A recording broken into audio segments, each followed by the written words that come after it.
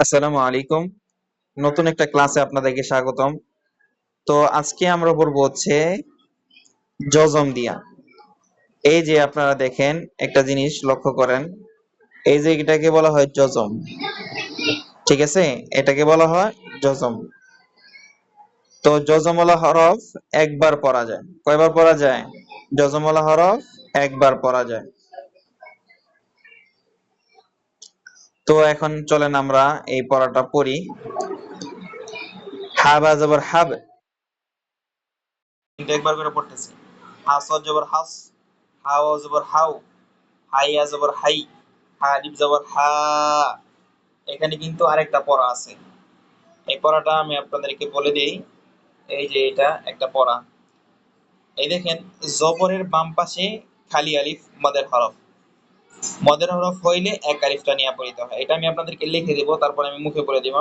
এই দেখেন, জবরের বাম পাশে কিন্তু খালি আলিফ, খালি হরফ খালি আছে।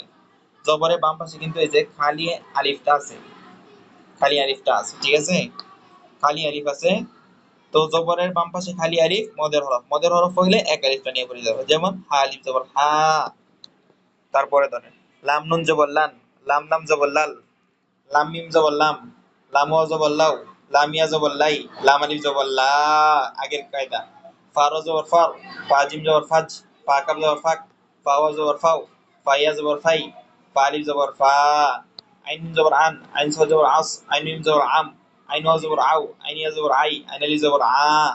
হালাম জবর হাল, হামিম জবর হাম, হা কাব জবর হাক, হা ওয়া জবর হাউ, হা ইয়া জবর হাই, হা আলিফ জবর হা।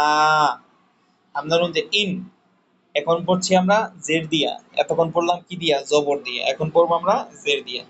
হামজা নুন জের ইন, হামজা লাম জের ইল, হামজা জিম জের ইচ, হামজা শিন জের ইশ, হামজা ওয়া জের ইউ, হামজা ইয়া জের ই, বা সিন জের বিস, বা র জের বির, বা ফা জের বিফ, বা হামজা জের বি, বা ওয়া জের বিউ, বা ইয়া জের বি। এখানে আরেকটা কায়দা, এটা আরেকটা কায়দা। দেখেন, জেরের বাম পাশে জজমলা ইয়া, জেরের বাম পাশে জজমলা ইয়া মদের হরফ, মদের হরফ হইলে এক আলিফ নিয়ে পড়িতে হয়। যেমন বায়াজের বি।